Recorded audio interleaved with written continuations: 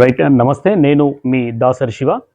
మన బేగంపేట గ్రామ పంచాయతీ వద్ద ఈ 12 వార్డులతో కూడినటువంటి ఓటరు జాబితాని ఈ కార్యదర్శి గారి ఆఫీసు వద్ద గ్రామస్తులకి, గ్రామ ఓటర్లకి అందుబాటులో ఉంచారు.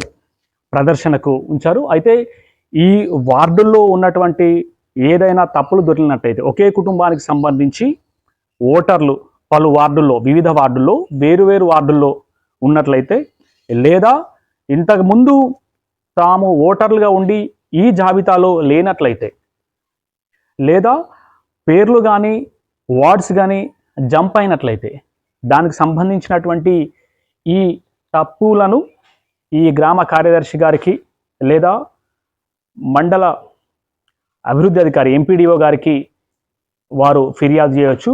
అంతేకాకుండా ముఖ్యమైనటువంటి మరొక విషయం ఏంటంటే, వేరొక ఊళ్ళో ఓటర్గా ఉండి, వేరొక గ్రామంలో ఓటర్గా ఉండి ఈ గ్రామంలో కూడా ఓటర్గా ఉన్నట్లయితే, అంటే ఒకే వ్యక్తి ఈ గ్రామంలో ఇంకొక గ్రామంలో సెంటినరీ కాలనీ కావచ్చు, ఎయిటింగ్ లైన్ కాలనీ కావచ్చు, గోదావరి కని కావచ్చు, ఈ ప్రాంతాల్లో అక్కడ ఓటర్లుగా ఉంటూనే తిరిగి మళ్ళీ కూడా ఇక్కడ ఓటర్లుగా ఉంటున్నారు.